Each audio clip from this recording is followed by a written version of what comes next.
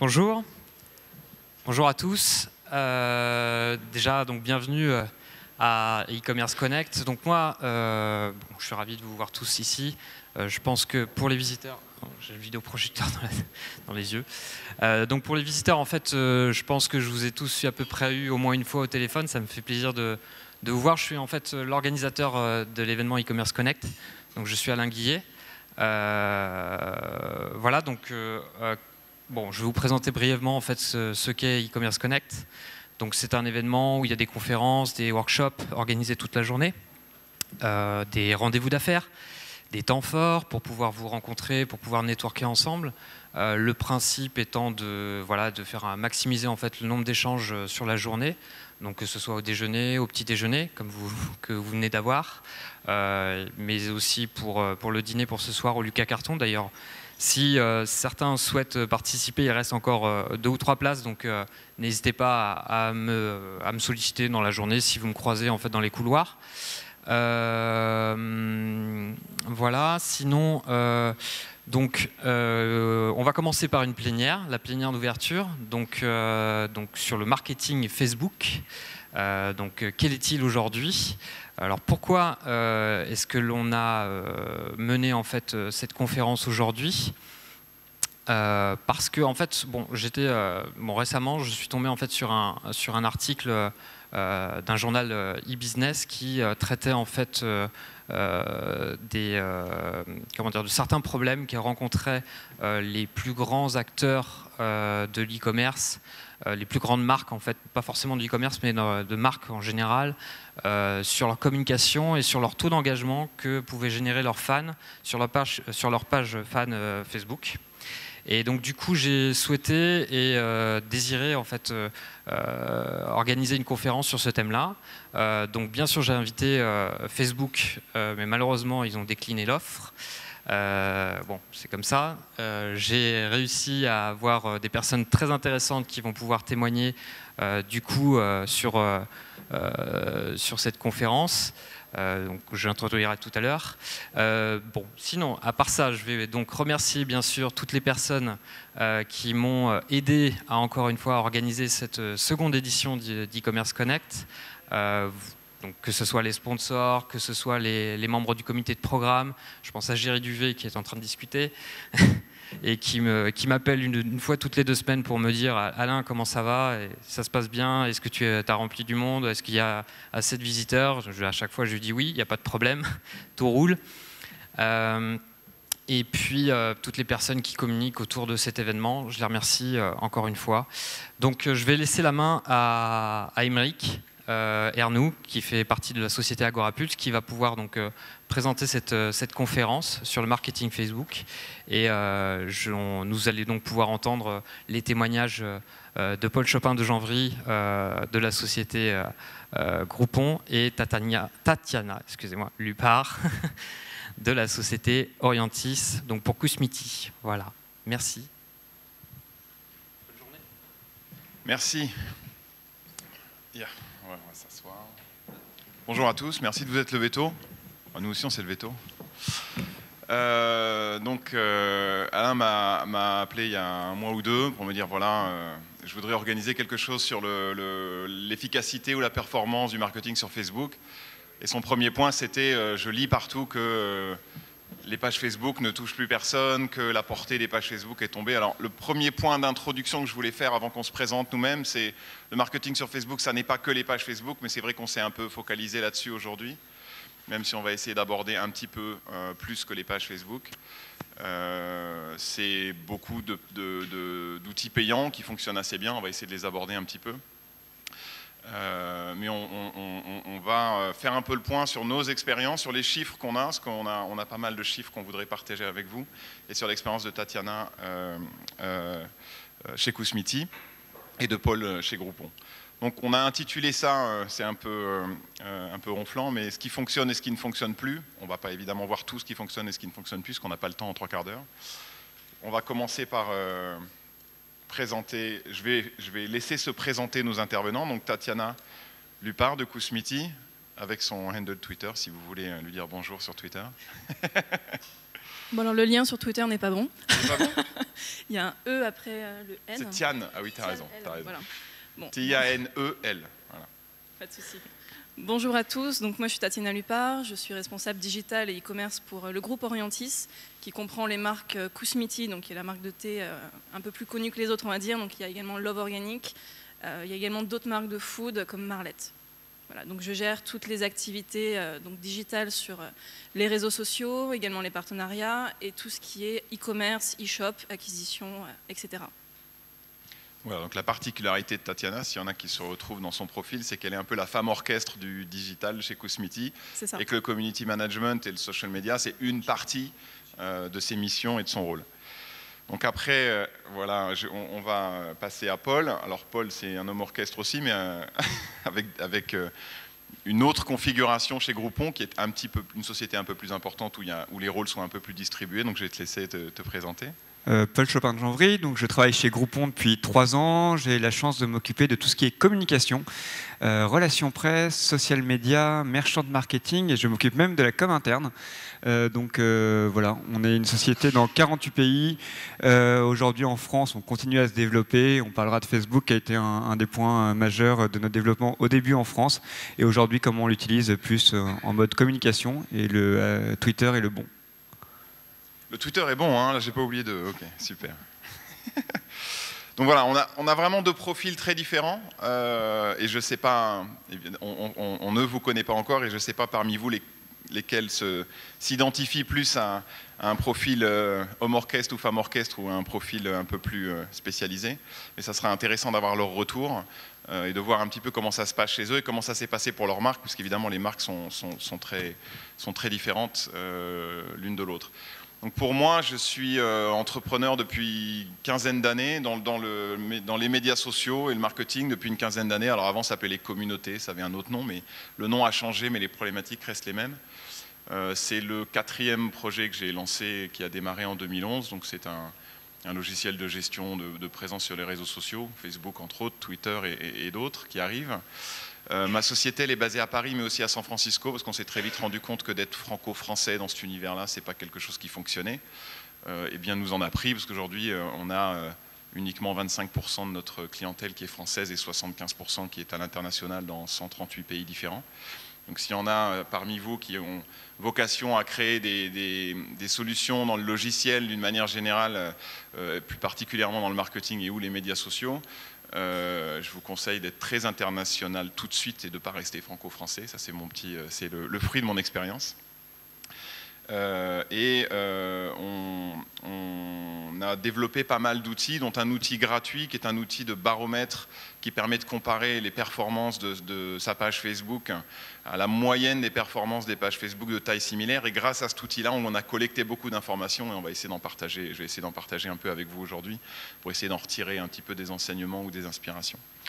Donc voilà pour nous présenter tous les trois. Rapidement sur la portée et l'engagement sur les pages qui sont en berne, c'était la raison qui a fait qu'Alain m'a contacté au départ de l'organisation de cette session.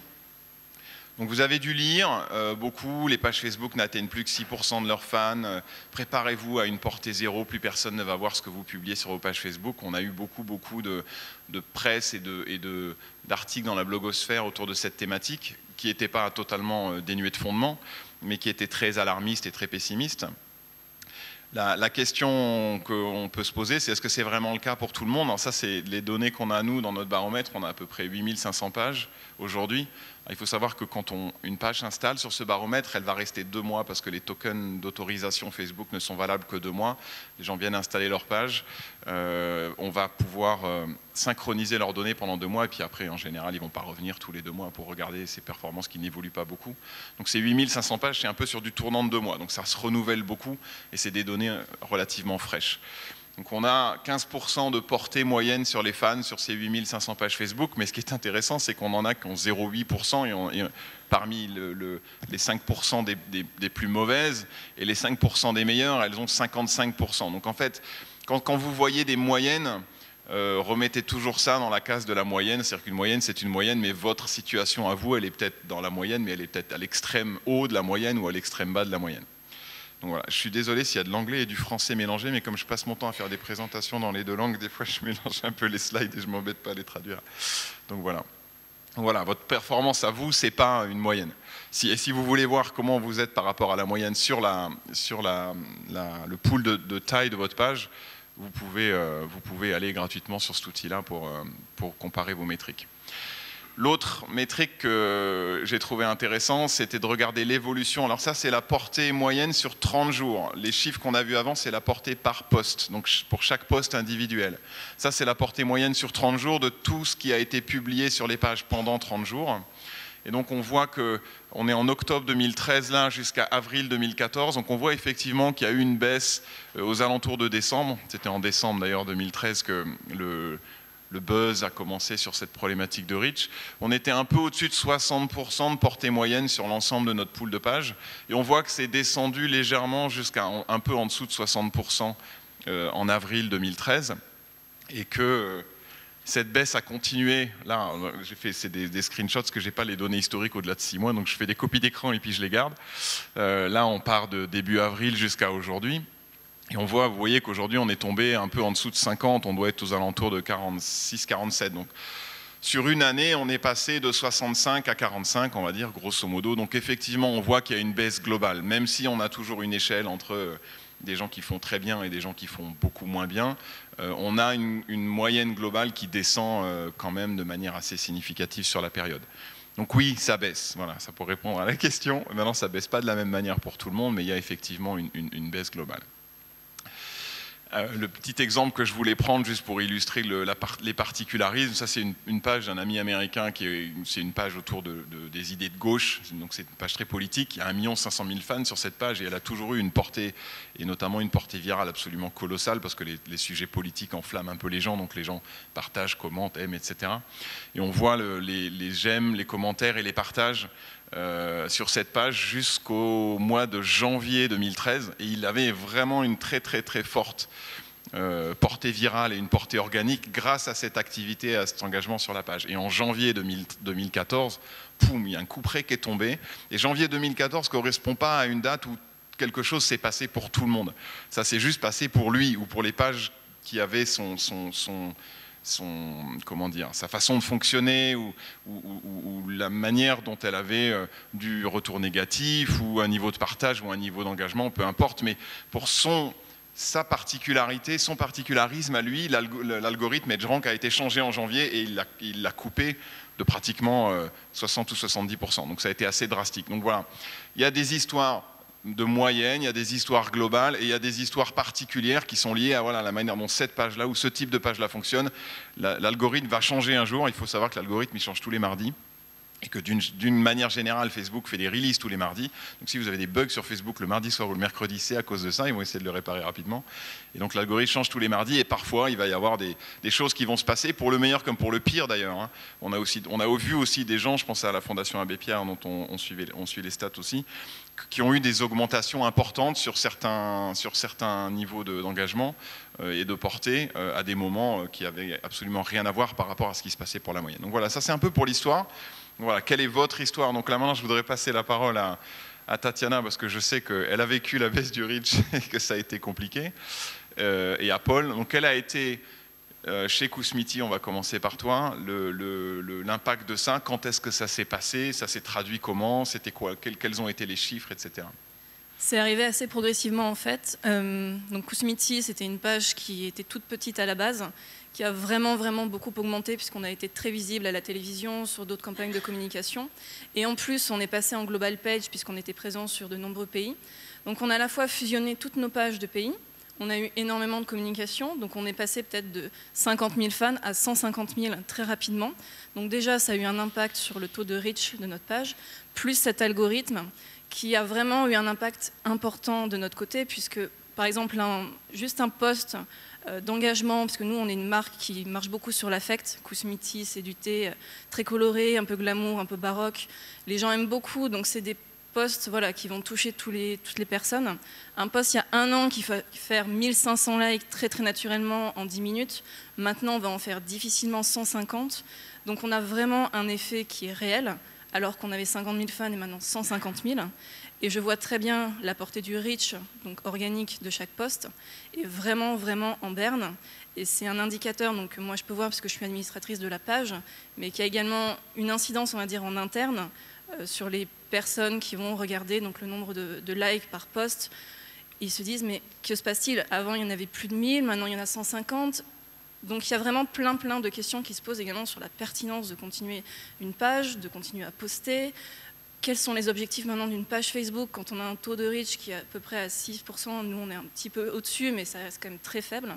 Donc voilà, l'incidence a été réelle pour nous et pour notre page, malgré le côté affect. Et pourtant, voilà, on vend un produit glamour, et pourtant on a été très affecté contre d'autres pages qui vont être un peu plus difficiles à animer. La nôtre n'est pas très difficile. Voilà. Vous publiez combien de contenu par semaine à peu près? Je poste tous les jours. Tous les jours, une fois par jour? Oui, une fois par jour. Okay. Une fois par jour, donc grâce à Agora+, je sais à quel moment de la journée c'est plus pertinent de poster. Donc après, c'est ça qui est bien aussi, d'avoir cette baisse du reach, c'est qu'on se pose davantage de questions. À quel moment je dois poster? Quel contenu est le plus pertinent? Lequel est-ce que je peux booster un petit peu plus avec de la promotion pour que ça se voit? Mais bon, finalement, en fait, ça demande un travail un peu plus approfondi au community manager ou à la personne qui gère sur mais qu'est-ce que je vais poster finalement pour que mon post, puisque je ne prends qu'une fois la parole par jour, il faut qu'elle soit pertinente. Donc qu'est-ce que je poste? Qu'est-ce que concrètement mon fan attend et qu'est-ce qui marche un petit peu mieux pour augmenter ce taux de reach et pas être totalement victime de l'algorithme Facebook, même si on subit, mais on peut se poser davantage de questions pour travailler un peu plus efficacement. Paul. Alors, chez Groupon, qu'est-ce qui s'est passé avec Facebook? On est une société assez jeune en France, on a moins de 4 ans. Et à l'origine, Facebook, c'était à chaque fois qu'on ouvrait une ville, on ouvrait une page. Et quand on a eu 80 villes ouvertes en France, on avait 80 pages Facebook. Et là, on s'est dit, bon, comment on va faire avec ces 80 pages? Donc, il y a eu beaucoup de questions en interne et assez rapidement, simplement en ressources, parce qu'on s'est rendu compte qu'il y avait 4-5 grosses pages qui fonctionnaient, qui avaient une communauté, et on a décidé de les merger, donc créer une page France, et puis des pages par catégorie, voyage et ticketing, qui étaient pour nous des communautés qui se prêtaient plus à être sur Facebook. Ça a permis de contribuer un peu à lutter contre la baisse du reach et la baisse de ce qu'on pouvait voir sur les pages. Ça a créé pas mal de frustration pour nos équipes régionales qui aimaient beaucoup vendre la présence Facebook à un coiffeur de Toulouse, dire et on mettra votre deal sur la page Facebook de Toulouse, etc. On a dû beaucoup éduquer nos commerciaux. Un post d'un deal sur Facebook, c'est pas ça qui va changer les performances d'une offre. Et surtout, c'est pas ça qui intéresse nos fans. Et après, quand on commence à travailler de plus en plus avec nos amis américains, eux, ils ont dit, on a une solution encore plus basique, on va merger toutes les pages de tous les pays dans une page globale. Donc aujourd'hui, on a mergé tous les pays, on arrive à 12 millions de fans à travers le monde. Donc déjà, c'était pour se positionner un peu différemment par rapport à d'autres acteurs des grandes marketplaces. On va parler d'eBay, d'Amazon. Donc on arrive maintenant à être à leur niveau de fan et ça permet de compenser aussi cette baisse du reach en ayant une page naturellement beaucoup plus puissante et beaucoup plus regardée par Facebook. Donc ça nous permet de compenser un peu. Ça complique un peu la manière de travailler parce qu'il faut faire très attention à la manière dont on poste. Nos amis américains, on en parlait, ont quelques difficultés avec les pays où on parle plusieurs langues. Pour eux, c'est une langue, un pays. Ils ont découvert la Suisse. Mais voilà, pour eux, c'est une grande découverte. 3 langues, des Italiens, des Allemands, 4 langues avec l'anglais. Et surtout, comme tu disais, on s'est posé beaucoup de questions sur qu'est-ce qu'on va raconter aux fans, comment on communique, à quoi ça sert. On ne peut plus poster des contenus ultra locaux. La question de la vidéo, est-ce que la vidéo fonctionne? Apparemment, c'est le cas aux États-Unis. Pour eux, ils ont des très bons retours quand ils postent des vidéos. Nous, en France, on est un peu plus sceptique sur la portée des vidéos sur Facebook. Voilà, il y a beaucoup de questions qui se posent sur comment on va travailler sur nos posts, qu'est-ce qu'on va regarder. Effectivement, on a les mêmes questions. Pourquoi il n'y a que 100 commentaires sur ce post? On a 11 millions de fans, 100 commentaires. Voilà, donc il y a beaucoup de choses à réexpliquer à nos clients, à nos partenaires, en interne. Et après, il faut avoir assez confiance sur une stratégie beaucoup plus long terme et se donner des objectifs atteignable, réalisable et sur des courtes périodes. On a travaillé d'abord le trafic, on a travaillé la taille des communautés, on a travaillé notre nombre de fans, et aujourd'hui on travaille l'engagement, qui est une vraie valeur importante, puisqu'on retravaille sur la marque Groupon au niveau international, et on veut essayer de recréer un peu ce sentiment d'appartenance à une communauté. Donc pour l'instant et pour les prochains mois, nous, le vrai travail se fait sur l'engagement. Sur les critères qui influencent les performances de page, on a la taille, on a la note de la page dans EdgeRank, je vais détailler un peu ça. On a le domaine dans lequel se trouve la page. Alors sur la taille, si on vous a raconté quand vous étiez petit que la taille n'avait pas d'importance, oubliez, ça a de l'importance. En tout cas, ça a un impact sur le reach sur Facebook. Sur les pages de moins de 1000 fans, donc les petites pages, on a un reach moyen de 22%. Sur les pages de plus de 100 000 fans, on a un reach de 6,6. Donc vous voyez qu'on divise par 3, plus que par 3 le reach sur les fans, la portée sur les fans quand on passe de moins de 1000 à plus de 100 000. Et ça s'amplifie, les pages comme celle de Groupon de plus de 11 millions de fans. C'est probablement beaucoup moins que ça, c'est probablement 2 ou 3%, ou peut-être moins d'ailleurs. Donc il y a vraiment un effet taille qui est un effet d'érosion négatif sur la capacité de toucher un pourcentage de ces fans-là. Donc parfois, il vaut mieux avoir 80 petites pages si on arrive à les gérer qu'une énorme, si le but du jeu, c'est de toucher un maximum de gens. Sur le score, là c'est un autre exemple, on reviendra tout à l'heure sur le domaine des passions, mais je suis motard pour ceux d'entre vous qui le sont, et j'ai une moto qui est une moto de marque italienne qui s'appelle MV Agusta, dont le modèle est brutal, vous apprécierez le nom du modèle. C'est vraiment une marque de moto de passionnés. J'ai créé une page juste pour m'amuser. J'ai réussi à avoir 20 000 fans pour, je crois, 70 € ou un truc comme ça. À l'époque, c'était il y a 3 ans.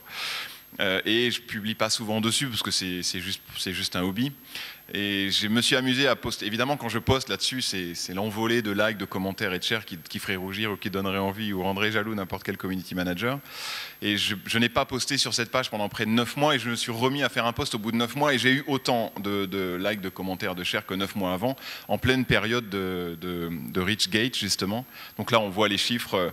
On avait le 11 juin 2013 ou le 22 août 2013 et le post d'après, il est en avril 2014. Et en avril 2014, on voit que le reach, 6300, 6400, il est exactement le même. En fait, cette page-là, elle a une excellente note dans EdgeRank parce que Facebook a repéré que les gens qui aimaient cette page, quand cette page publiait quelque chose, ils étaient tous très contents, ils aimaient tous beaucoup, ils partageaient tous ça, ils commentaient tous ça, et ils aimaient tous ça beaucoup. Donc voilà, j'ai refait... Alors on m'a dit au moment où j'ai fait ce post, ouais mais c'est parce que tu as parlé de la mort du designer, du décès du designer de la marque de moto, donc c'est très émotionnel, donc c'est pour ça. J'ai fait ok, très bien, donc 3 jours après j'en ai refait un autre qui avait rien à voir, qui était une pub pour le nouveau modèle qu'ils avaient, et kiff bourrique, j'ai même eu 8900 personnes touchées au lieu de 7500 sur le post du décès du designer, machin, donc voilà. C'était juste pour confirmer que quand une page est bien notée, parce que ce qu'elle dit et ce dont elle parle plaît aux gens à qui elle en parle, ça fonctionne bien. Et le dernier point, c'est les industries, enfin les domaines, on va dire, c'est pas vraiment des industries, mais c'est des catégories de pages dans lesquelles on catégorise nos pages. Sur ces industries-là, on a repéré, nous, qu'il y en avait qui étaient toujours dans la croissance ou qui fonctionnaient bien, comme les chaînes de télé, les acteurs ou les réalisateurs de films, les stations de radio qui avaient augmenté entre mai 2013 et juin 2014, et d'autres qui avaient diminué, comme la nourriture, enfin food beverage, l'automobile, qui est tombé de 15 à 7% en moyenne, les hôtels, qui sont tombés de 24 à 15, donc ont beaucoup baissé mais qui restent à 15 quand même, donc c'est pas si mauvais que ça, mais on voyait qu'il y avait des vraies tendances sur les industries à la hausse et à la baisse. Donc le domaine dans lequel vous êtes a aussi un impact. Voilà, ça c'est juste l'exemple de la Fondation Abbé Pierre. Vous voyez que la Fondation Abbé Pierre, c'est une page qui doit poster pas une fois par jour, mais plutôt 2 fois par semaine. Ils ont 250 000 fans qu'ils ont pratiquement acquis organiquement, et 2 fois par semaine, ils vont toucher donc 54 000 personnes, 19% de ces 250 000-là, gratuitement, sans faire aucune promotion d'aucune sorte. Donc on voit qu'il y a quand même des domaines, alors l'associatif, le caritatif fonctionne bien, évidemment, dans lesquels la portée gratuite fonctionne encore très bien sur Facebook.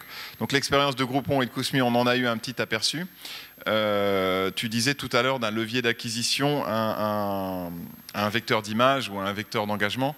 Une des questions que je voudrais te poser là-dessus, c'est que le levier d'acquisition, il est facile à vendre en interne, il est facile à valoriser. Voilà, voilà, on a acquis tant de clics, on a acquis tant de conversions, on a acquis tant de clients.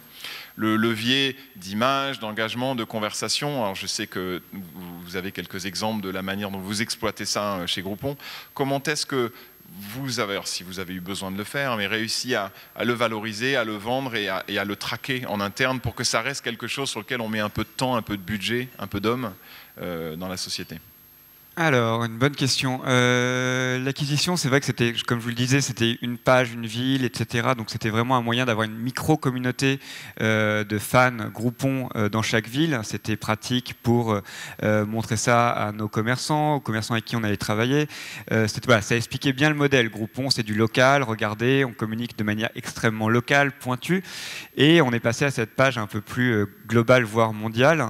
Il a fallu beaucoup expliquer, il a fallu surtout expliquer en interne. C'est vraiment le grand point. Je vous dis, on recevait à un moment des mails de commerciaux, on en a quand même beaucoup, qui voulaient absolument avoir leur post sur la page France ou leur post sur telle page. Et on a beaucoup éduqué en leur rappelant quelques chiffres, quelques données. Et on leur a dit, oui, c'est moins gros qu'avant, mais ça reste important, ça reste pertinent. On communique beaucoup sur les résultats. On partage chaque semaine la croissance du nombre de fans, le reach, l'engagement. On a des rapports qu'on fait. Tout ça au niveau des pays, mais au niveau européen et au niveau des régions et au niveau aggloméré. C'est une communication régulière. Comme ça, au moins, il n'y a pas le côté stress. Qu'est-ce qui se passe? Pourquoi il n'y a que 1000 clics? Voilà, et finalement, les 3 premiers rapports, il y a quelques questions, et puis finalement, les gens s'habituent, voient les chiffres. Au moins, ils voient que c'est traqué, c'est une réassurance. D'un point de vue équipe, ce que je peux juste confirmer, c'est qu'on peut gérer énormément de fans avec une seule personne, ce qui n'était pas le cas avant. Donc, on a des outils qui nous aident, avec aussi des outils américains, et quelques bonnes pratiques. C'est-à-dire qu'on a beaucoup formé les équipes. Qu'est-ce qu'un post qui fonctionne? Quelle est l'histoire qu'on doit raconter? Qu'est-ce qui marche sur Facebook? Les messages commerciaux, ça ne marche pas. Ça n'intéresse pas nos fans. En revanche, raconter l'histoire de la personne qui fait un deal, si on a un chef étoilé et qui peut juste nous raconter une petite recette ou mettre un lien vers une petite vidéo où il met une recette, étonnamment, ça fonctionne beaucoup plus. Et aujourd'hui, on reçoit ce type de demande en disant « Ah, j'ai un super partenaire à tel endroit qui fait ci, qui fait ça. En plus, il aime bien. » Voilà, donc, on les a éduqués à utiliser l'outil et à le vendre aussi à nos partenaires locaux. Et surtout, ils savent beaucoup mieux expliquer comment marche Facebook, à quoi ça sert, même pour leurs partenaires. Et ils leur disent passez un peu moins de temps aussi sur vos pages, parce que souvent, nos partenaires sont un peu frustrés. C'est des coiffeurs, c'est des restaurateurs, et ils ont créé leur page Facebook, et ils ont 42 fans. Donc ils sont extrêmement frustrés, et il suffit qu'il y ait un message négatif d'un client qui a trouvé la côte de bœuf pas trop cuite, et là, c'est le drame, et on leur dit, on relativise, vous pouvez même fermer votre page, ouvrez une page commerce. Voilà, donc on essaie d'éduquer tout l'écosystème. On a créé des pages d'explication, comment répondre sur Facebook, comment animer une page, est-ce que vous avez vraiment besoin d'une page Facebook. Voilà, donc pour nous, ça fait partie des conseils qu'on donne aux commerçants, et on a essayé d'intégrer Facebook dans notre modèle et dans notre modèle de promotion de nos commerçants. Les vidéos, on teste. Nous, on n'est vraiment pas convaincus encore. Peut-être qu'on n'a pas trouvé le bon format de vidéo. On a arrêté les chats parce que ça marche vraiment bien, les chats, les images. C'est ce qu'on appelait l'image drôle du vendredi, mais c'est une catastrophe. Mais vous mettez un chat le vendredi, c'est 400 likes. Donc voilà, il faut juste taper son community manager en lui disant arrête les chats, trouve autre chose. Mais elle dit mais quand même un petit chat c'est bien. Voilà, donc c'est son drame. Et on a vu ça dans tous les pays. Les chats ça marche. Moi ça me désole. Donc si vous avez besoin de vous remettre de bonne humeur sur votre page Facebook, mettez un chat, ça détend. Qu'est-ce qu'on a vu d'autre de très intéressant? C'est qu'on partage les images qui fonctionnent ou les posts qui fonctionnent. C'est un peu la compète chaque semaine de regarder quel est le pays qui a fait le plus de likes, le plus de commentaires, le plus d'engagement. On se dit que les Polonais sont... et on voit les différences des pays, donc on regarde vraiment ce qui se passe. Je pense que c'est un point extrêmement intéressant, c'est quand même la force aussi du modèle que nous pouvons avoir. Et ce partage de ce qui fonctionne, on peut trouver des pépites. On est convaincu que les algorithmes sont différents en fonction des pays, en fonction de Facebook. Et ça permet d'avoir pas mal de savoir-faire sans plonger dans des études trop compliquées, trop chiffrées. on pourrait se plonger dans des datas tous les jours, regarder, on fait confiance aussi à notre marque et on a un peu moins de pression, nous, sur les résultats. On va vraiment regarder à ce que la page ait une bonne ambiance, qu'il y ait des contenus intéressants, un contenu qui ressemble au site. Je vais juste terminer sur un point intéressant. On travaille de plus en plus avec des grandes marques nationales. Et ça, c'est assez intéressant parce qu'ils vont pouvoir comparer ce qui se passe sur leur page, ce qui se passe sur nos pages, et ils vont pouvoir tester des choses très différentes. Et ça, on commence à avoir des bons résultats. On a travaillé avec Courtepaille, on a travaillé avec des grandes marques. Il n'y a pas de mystère, hein. C'est aussi ça qui va intéresser nos fans. C'est pour le coup des grandes offres nationales qui touchent tout le monde. Quand vous postez un bon à 1 € pour 50% de réduction sur votre grillade dans un Courtepaille en juin, quand tout le monde va prendre l'autoroute et tout le monde a ce souvenir de Courtepaille, la petite glace, etc. Voilà, ça a créé quelque chose. Et surtout, on a demandé aux gens, c'est quoi votre bon souvenir avec Courtepaille ? Je pense qu'on est tous allés une fois dans sa vie dans un Courtepaille. Et voilà, donc il y a eu plein de commentaires, il y a eu plein de questions, les familles, etc. Et ça, Courtepaille, on a pu leur partager ce contenu. Et ils trouvaient ça extrêmement intéressant parce que c'était une autre communauté qui réagissait à leur histoire. Voilà. Si vous avez des questions, on en parlera après. Mais...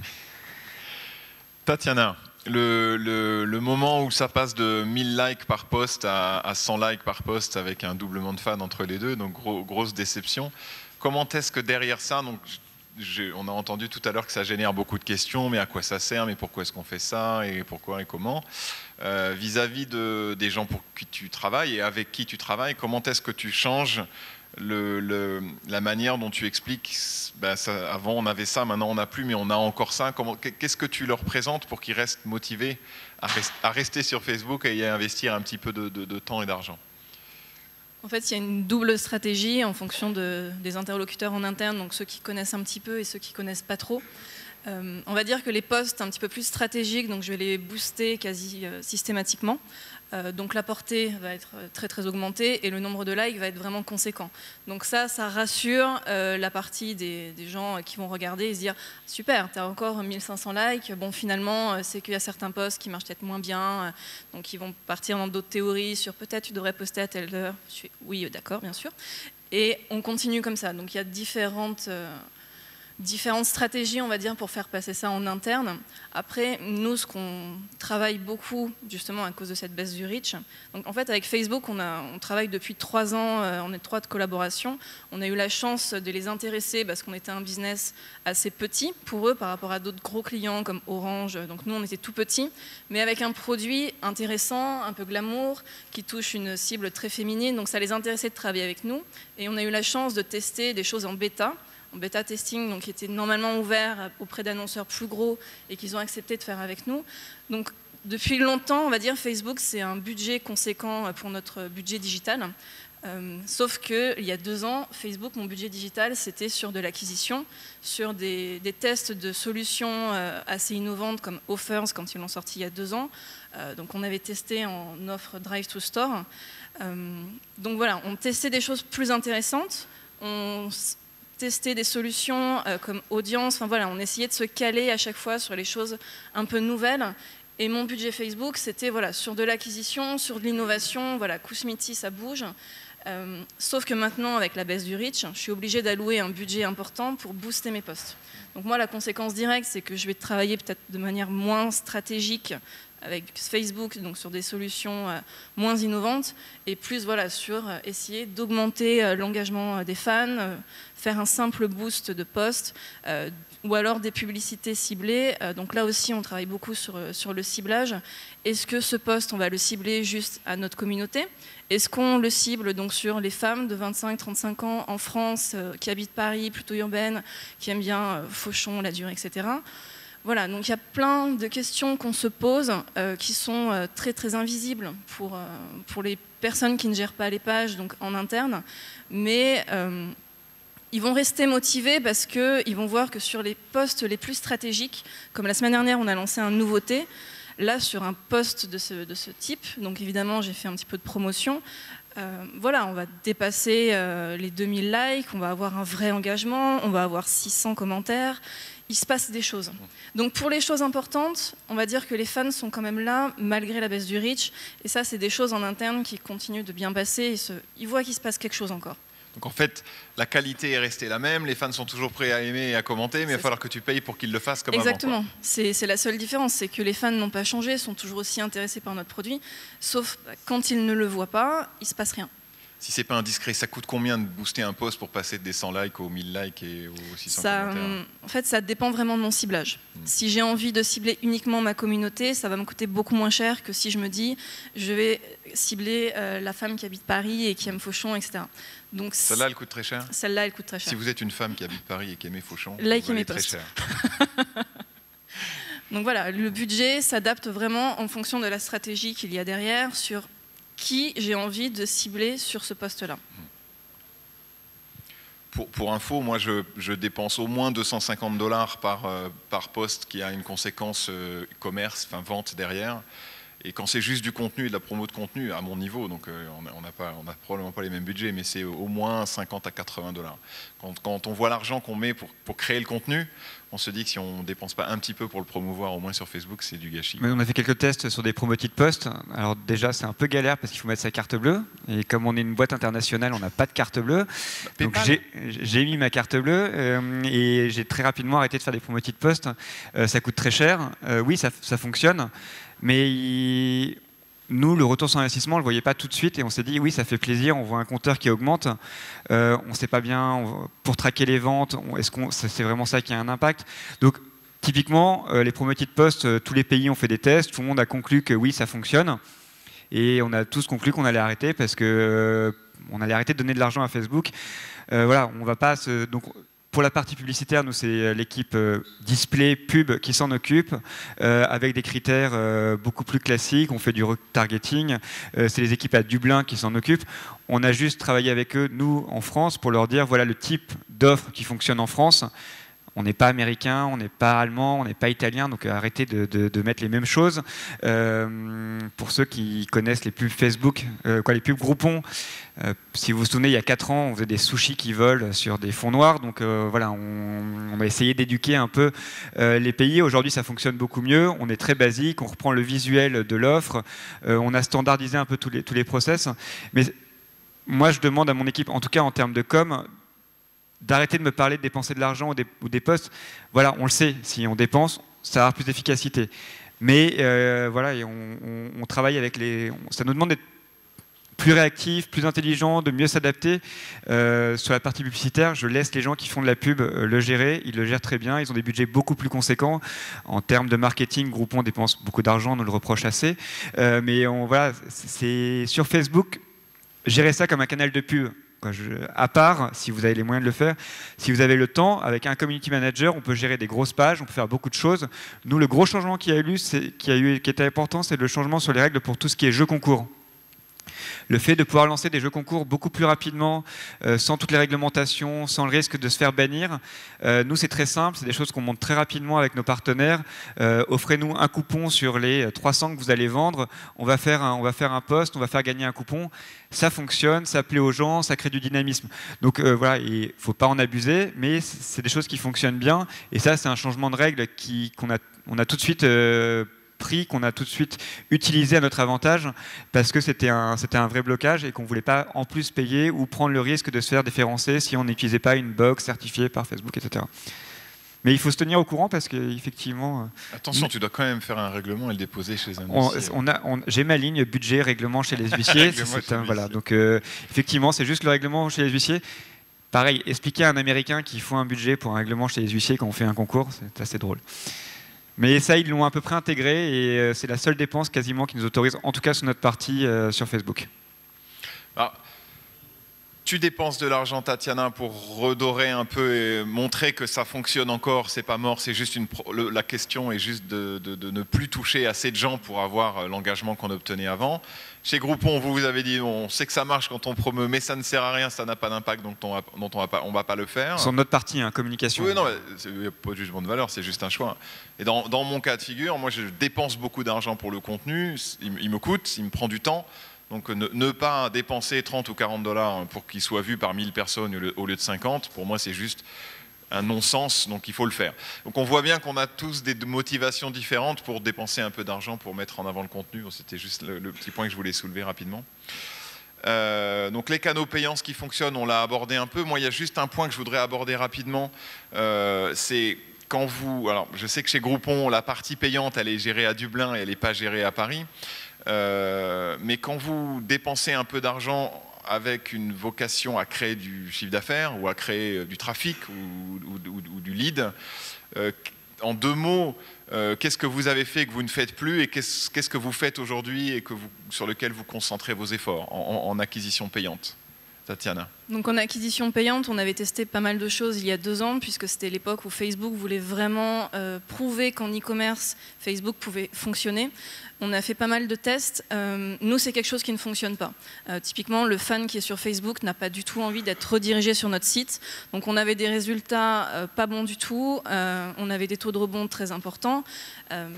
Il se trouvait sur une publicité sur Facebook, d'un coup redirigé vers une page où on dit bah, tiens, Kousmi, on vous offre la livraison, il se passe ça. Il partait tout de suite. Donc nous, on ne fait plus ce genre de choses, ou alors on ne met plus beaucoup d'argent sur le drive to web. Voilà, la mécanique pour nous n'a pas fonctionné. Par contre, ce qui fonctionne vraiment bien, c'est par exemple audience, donc c'est cibler les publicités sur notre base de données. Grâce à leur outil Power Editor, on peut vraiment croiser nos bases de données, leur base Facebook, et grâce à l'email, ils savent exactement targeter la bonne personne. Donc voilà, on essaie de cibler un peu plus intelligemment. Donc déjà, notre base de données, évidemment, ils seront intéressés pour devenir fans. Ils sont déjà abonnés à notre newsletter, donc c'est quelque chose qui va fonctionner très très bien avec des coûts d'acquisition par fan qui sont très faibles. D'ailleurs, Facebook nous avait mis dans des études de cas parce que ça avait très très bien fonctionné. On a essayé du Drive to Store, ça fonctionne assez bien aussi. Ils étaient assez contents de partager. Mais avec votre base de données? Non, sur une base de données, sur la ville, ciblée dans la boutique. Donc ils étaient assez contents aussi de partager ce genre de choses. Voilà, mais il y a des choses en effet qui ne fonctionnent plus. On essaie vraiment de dispatcher notre budget de manière plus maligne. Et surtout, maintenant, comme on est à 150 000 fans, c'est beaucoup plus difficile d'acquérir de nouvelles personnes. On n'est plus sur le taux de croissance il y a 2 ans, on était 50 000, ça allait très très vite. Un fan nous coûtait 10 centimes, donc c'était vraiment très très peu. Maintenant, ça va être plus. Donc, on essaie de faire attention, on est quand même une marque, on n'est pas du Orange, on n'est pas du Groupon avec 12 millions, donc on essaie de vraiment bien choisir quel coût d'acquisition par fan, et surtout qu'est-ce qu'on y gagne en engagement, et pas trop dépenser non plus. En tout cas, on ne se fait plus de fausses promesses. Pour moi, Facebook, donc je sais grâce à Agorapulse que j'ai un taux de mes fans qui sont clients, donc ça c'est une donnée très très importante. On sait donc, on peut dire que tant % de notre communauté est cliente. C'est une donnée qui est inestimable. Donc on sait qu'on peut les toucher sur une newsletter, mais on peut également les toucher sur Facebook.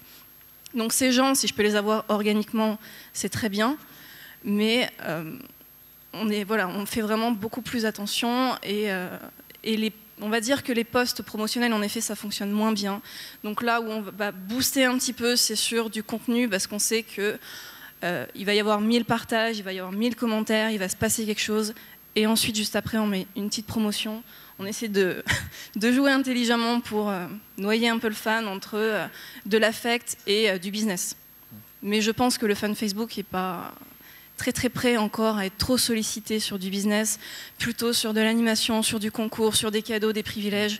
Mais quand on lui dit tiens, on t'offre ça, viens acheter sur notre site, oula, attends, je suis en train de liker une photo de chat, est-ce que tu peux me laisser tranquille avec ton thé? Je reviendrai après. Donc vous aussi, il y a les chats dans l'histoire alors sur Kousmi moins, mais je gère d'autres marques. Oui, et le chat du vendredi, incroyable. Ça marche super bien. Alors le chiot du vendredi marche très bien aussi, et le bébé du vendredi pas mal. Le chat marche beaucoup mieux que le chien. Le chat marche mieux que le chiot. Il y a eu des études qui disent que les chats marchent mieux que les chiots. Et Paul, chez toi, le payant, qu'est-ce qui a été fait, qui est plus fait? Écoute, je ne les suis pas de très près, parce que, mais d'après ce que je comprends, et ce qui est assez logique, c'est le retargeting qui fonctionne chez nous. On a plus de 4000 offres en permanence en vente sur le site Groupon. Forcément, il y a une certaine logique. On sait que nos fans vont sur le site, reviennent. Si on rediffuse une offre qu'ils viennent de voir, voilà, c'est forcément plus efficace. Et je pense qu'il n'y a même pas de doute là-dessus, et qu'il ne faut pas chercher, en tout cas pour nous, à comprendre. on a la chance d'avoir des centaines, des milliers d'offres en permanence. Quand on a un outil de retargeting qui fonctionne, il ne faut pas trop s'embêter. En acquisition à froid, moi j'ai la même expérience, ça fonctionne pas bien, très mal, mais AdWords n'est pas non plus super formidable pour nous, d'ailleurs on a arrêté d'en faire. Ouais, ça coûte trop, le clic coûte trop cher s'il y a trop de concurrence.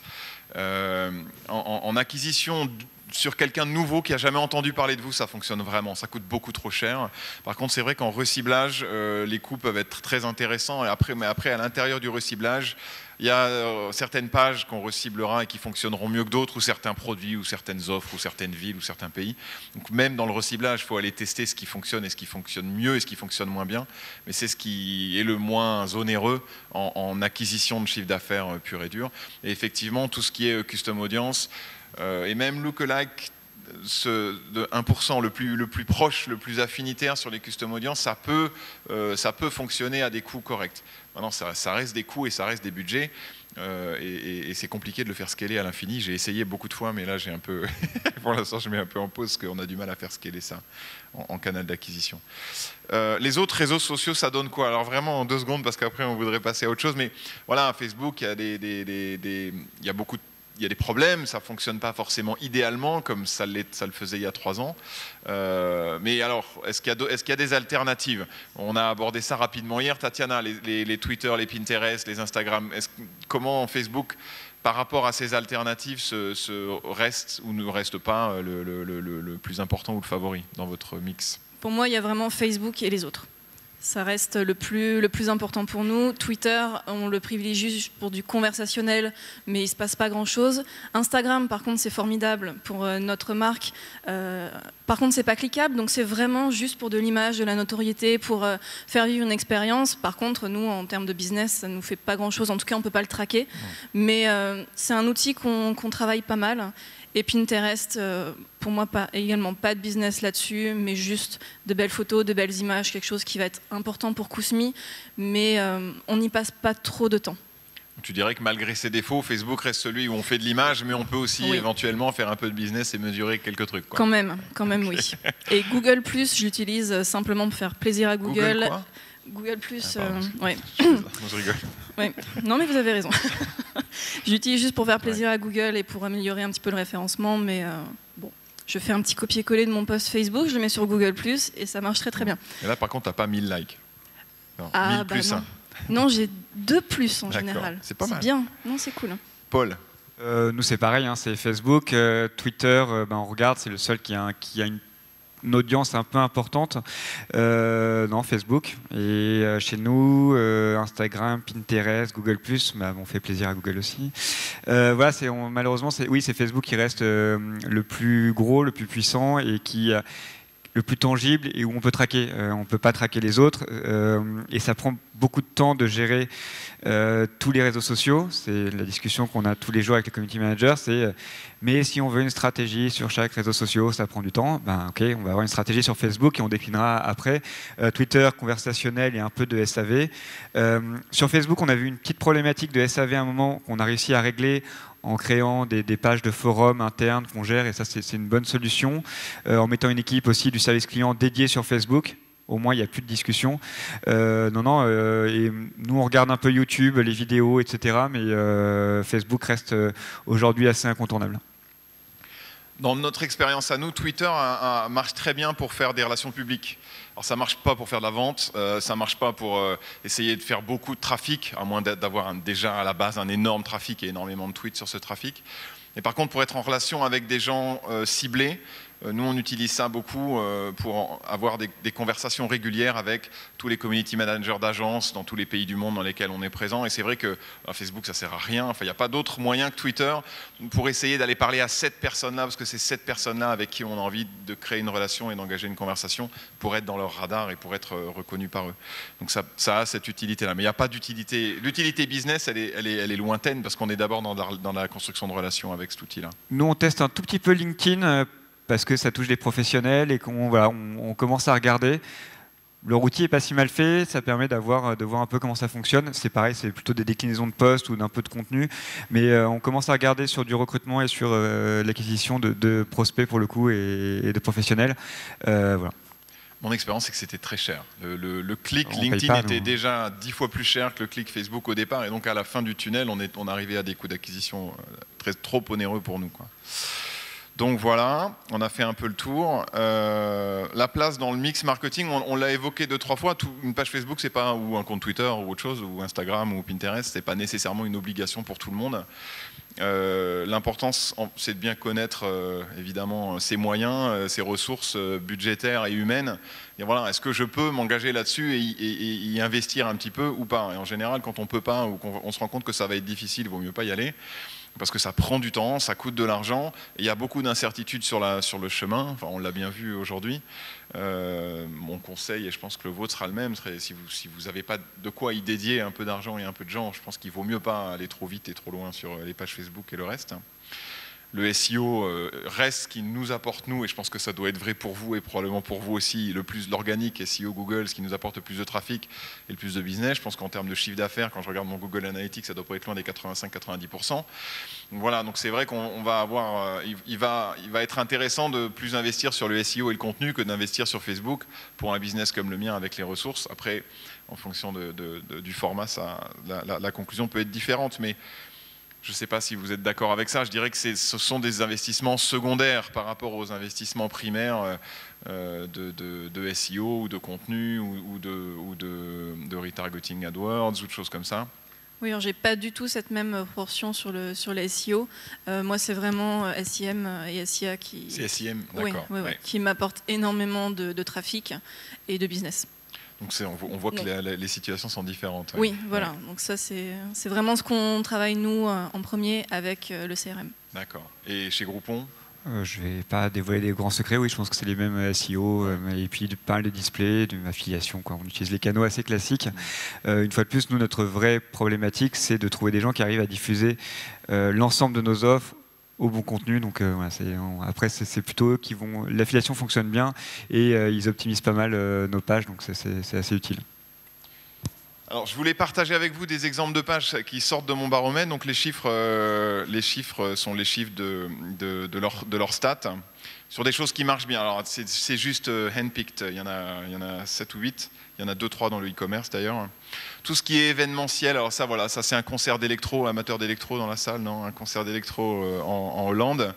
Ils avaient à l'époque où on a récupéré les données sur le baromètre 6000 fans, un reach organique de 170% de leurs 6000 fans, donc 6000 plus 70% de 6000, et un reach viral de 564%. Ça veut dire qu'il y a 5 fois 6000 personnes qui ont vu les posts de cette page sur la période concernée.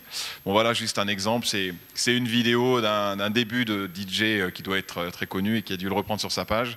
Vous êtes sur une page de 6000 fans, vous allez avoir 4900 likes, ça fait mal quand même. Et 3286 partages, en sachant que les partages, c'est ce qui génère le plus de vues virales, parce qu'un like est assez peu visible dans le feed, alors qu'un partage est extrêmement visible. Donc voilà, vous allez avoir beaucoup de gens qui vont voir ce DJ et qui vont peut-être se dire « Ah, j'irai bien à ce festival l'année prochaine ». On en parlait tout à l'heure, nos amis les chats, les chiens et les chiots. Tout ce qui est autour des animaux fonctionne bien. Alors, ça peut mettre un chat sur Kousmiti ou mettre un chat sur Groupon, c'est pas forcément très pertinent. Mais si vous êtes Petco ou si vous êtes la SPA ou si vous êtes n'importe quoi qui a un lien avec les animaux, voilà, vous avez de la chance que ça fonctionne bien. Ça, c'est l'équivalent de la SPA locale en Irlande, 430% de reach viral sur 30 jours, donc ça fonctionne très très bien, et sur un nombre de fans de 78 000, donc qui n'est pas ridicule. Donc on arrive même sur des pages qui ont quand même un nombre de fans assez relativement important à avoir des taux de portée organique et virale qui sont absolument énormes. Tout ce qui touche à la santé, alors évidemment la santé, ça c'est une page d'une association qui est autour de l'aide apportée aux gens qui sont atteints de cancer. Donc là on pourrait même penser à des labos pharmaceutiques ou à des gens qui ont des traitements pour des maladies particulières. Si on arrive à faire le lien entre un produit et un lifestyle de gens qui sont atteints d'une maladie particulière et à les rassembler autour de cette thématique-là et de les aider autour de cette thématique-là, voilà, le communautaire et Facebook en particulier fonctionne extrêmement bien. On est encore ici sur de l'associatif, donc c'est la page du don du sang danoise de mémoire, je ne suis pas sûr mais je crois que c'est ça. On a aussi des données de portée organique et virale qui sont largement au-dessus de celles que nous trois ici pouvons même espérer avoir. Tout ce qui est médias, les médias ça fonctionne relativement bien, voire très bien, parce que ça publie beaucoup. Ça publie 8, 10, 15, 20 fois par jour. Je ne me souviens plus combien le Télégraphe fait, mais j'avais un exemple d'un média local en Australie qui publiait 28 fois par jour.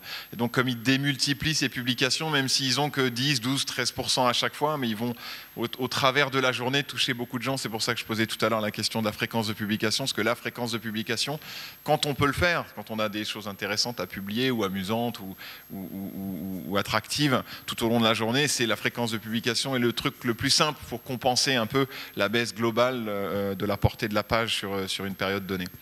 Donc voilà, ils arrivent à faire du 160% de viral reach, alors que je pense qu'ils publient entre 10 et 15 fois par jour, donc c'est quand même pas mal.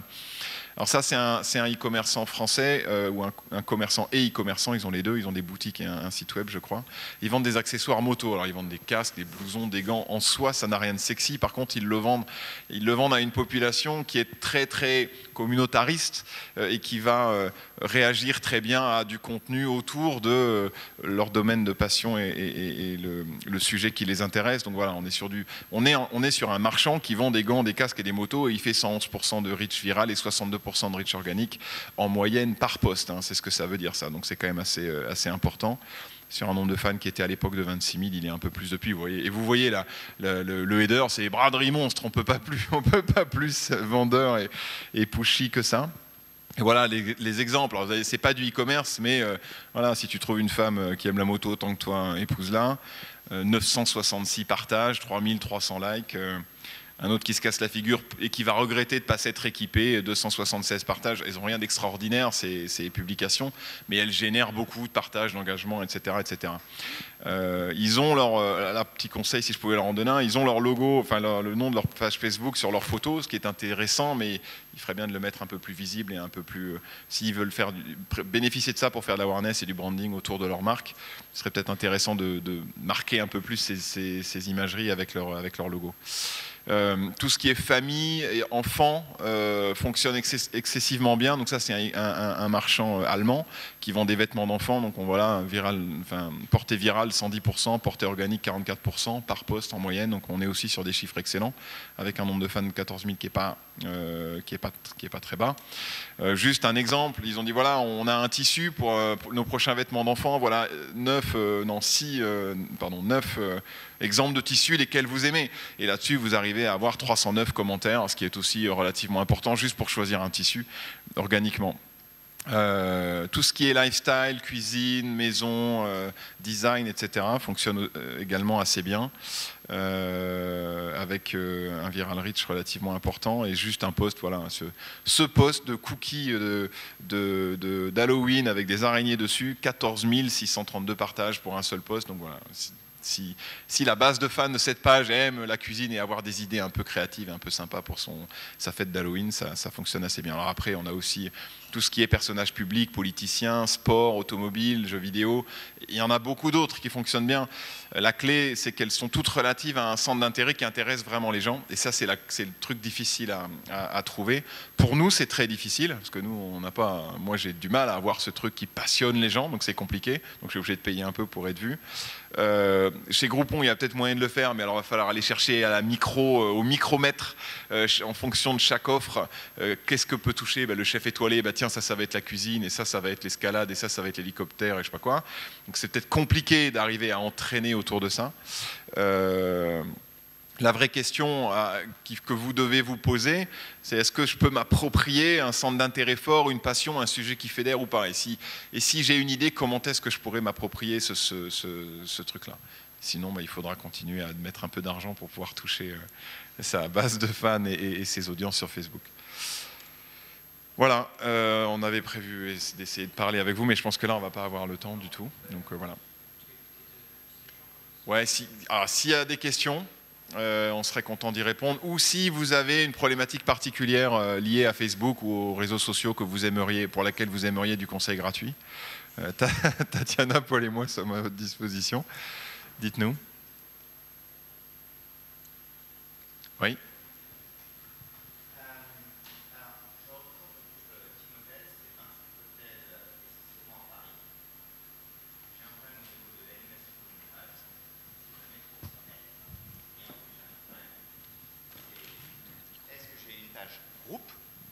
marque Team Hotel, mais j'ai en plus des pages par hôtel. Donc au total, j'ai 26 pages où je dois parler français-anglais, obligatoirement. Un conseil? Et je suis tout seul. Et je fais pas que ça. Pour commencer, il faut faire un deal Groupon sur les différents hôtels. C'est quelque chose qui fonctionne assez bien. Ça permet d'avoir des nouveaux fans qui passent la porte, tout ça, etc. Non, c'est une problématique. J'ai quelqu'un qui m'avait parlé de ça, qui disait pareil, plein d'hôtels, comment je fais pour Facebook, etc. Le seul conseil que je lui ai donné, c'est est-ce qu'il y a une personne dans l'hôtel qui a le temps de s'en occuper et de gérer? Il faut raconter une histoire. Et lui s'en sort en animant chaque hôtel. Il a 5 hôtels à Paris et en animant chaque hôtel avec des concours spécifiques ou des animations spécifiques ou en parlant des expositions à côté. Mais il a confié ça, je crois, à une stagiaire qui va gérer les hôtels et après, il demande aux gens de l'hôtel d'apporter du contenu et de faire réagir les clients de l'hôtel. Mais c'est très, voilà, ça reste petit. Je pense que c'est une vraie problématique pour les hôteliers parce que c'est compliqué. Et j'imagine que vous passez plus de temps sur les sites d'avis ou d'autres qui doivent prendre un peu plus de temps. Forcément. Mais ce qui est idiot, c'est qu'on est à Paris, à Chartres, à Lyon. Donc ce sont des villes qui ont un patrimoine important. Donc je pense que vous parliez de est-ce que j'ai un thème fort? Oui, je pense que nous avons des thèmes forts que l'on peut exploiter. Mais je sais pas si même à Paris, je veux dire, entre les expos, les musées, les concerts, les restaurants, les cafés, les nuits blanches, etc. Enfin, il faut faire un choix parce que... Moi, je pense que la difficulté, c'est d'avoir des fans d'un hôtel. C'est des gens qui sont quand même de passage. Je ne sais pas si tu as des réponses à donner, mais est-ce qu'il faut mieux pas... sur Paris, sur les expos, il y a plein de contenus sur Facebook. Je pense qu'il faut plutôt essayer de faire partager l'expérience des clients de l'hôtel. Au moins, c'est du contenu qui peut être réutilisé sur les sites d'avis, sur les réponses. Nous, on demande beaucoup à nos clients qui vont chez nos partenaires de laisser un avis et on apprend à nos partenaires à utiliser les avis. Je pense que c'est ce que les gens recherchent avant tout pour les hôtels ou les restaurants. Et au moins d'en faire une agrégation d'avis. Sur Facebook, ça peut être une solution aussi. N'hésitez pas à laisser un commentaire. Les gens ont au moins un peu un livre d'or, peut-être. Merci. Ouais, il y aurait beaucoup de choses à dire et on ne va pas avoir le temps de tout aborder, mais je pense que la première chose, c'est est-ce qu'il y a une personne qui peut aller chercher les contenus patrimoniaux ou événementiels dans chaque ville et au moins avoir un calendrier. Le premier truc à faire, c'est un calendrier. Et sur lequel calendrier je peux m'engager. Parce que s'il y a 14 villes, effectivement, il va falloir créer 14 flux RSS, des événements des 14 villes, des photos qu'on peut retrouver dans Google Photos, des choses... Bon, qui peut faire ça et combien de temps on peut donner. Et en fonction de cette contrainte-là, se dire, OK, bon, on va être capable de faire 2 posts par semaine ou un seul, et ça va être ça, et voilà le calendrier. Cette semaine-là, on met une cathédrale, cette semaine-là, on met un concert, etc., etc. La deuxième chose, c'est je pense que ce que les hôtels font le moins bien, c'est d'activer leurs clients quand ils sont là. Et d'une manière générale, j'ai constaté 1000 fois en allant dans des hôtels qu'ils m'offrent du Wi-Fi, ils m'offrent un café, ils m'offrent des trucs et ils ne me demandent rien en échange. C'est un peu con. Et si au moins on pouvait leur demander un avis, voilà, un avis, ne serait-ce que sur la page Facebook, ils vont sur le mobile, ils mettent un avis. C'est un actif et derrière on peut s'en resservir. Et après, si on peut encore leur demander un TripAdvisor et ainsi, ça c'est encore mieux. Mais le plus rapide sur le mobile, c'est aller sur la page, mettez un avis et quand vous l'avez fait, dites-le nous, on vous monte. On vous donne le code Wi-Fi. Il y a plein de moyens techniques pour faire ça, peu importe. C'est du bargaining. On ne donne pas tout gratuit comme ça. Après, sur les pages locales, je pense qu'il faut avoir les pages locales pour chaque hôtel parce que ça permet aux gens de faire un check-in et que malheureusement sur Facebook, c'est le seul moyen de le faire. Maintenant, on n'est pas obligé de les animer de manière extrêmement active. Mais c'est bien d'avoir le check-in parce que ça donne la visibilité, ça permet quand on arrive... Moi, quand je vais dans un hôtel aux US, à chaque fois, je regarde la page Facebook, alors je dois être un des cas, mais par curiosité, je vais voir qu'est-ce qui se passe. Et là, je vois tel ami, y est allé. Ah tiens, parce que Facebook vous le donne, ça. Et ça, c'est seulement s'ils ont fait un check-in, donc il faut avoir la page avec l'adresse correspondante. Après, si la page, elle n'est pas animée au quotidien avec 50 posts de New York ou de San Francisco ou de Chicago, c'est pas très très grave, quoi. Mais j'aime bien voir qu'il y a quelqu'un derrière et que il s'est passé quelque chose. Bon, voilà. en 2 secondes. Mais essayez d'attraper quelque chose des gens qui sont là. C'est le truc le plus simple à faire. Ils sont là, ils sont chez vous, a priori, ils sont contents. On a peut-être un truc à leur donner, un cocktail, un truc de plus au petit-déj, un croissant de plus, je ne sais pas, peu importe. Voilà, vous avez été content de votre séjour ou vous êtes satisfait de votre séjour, merci de le dire et voilà, en échange, ce qu'on peut vous proposer, quoi. Ouais. Voilà, c'est tout. Hein. Il n'y a eu qu'un conseil gratuit, il n'y en aura pas d'autres. Il n'y a pas de problème. Okay. Merci à vous et bonne journée.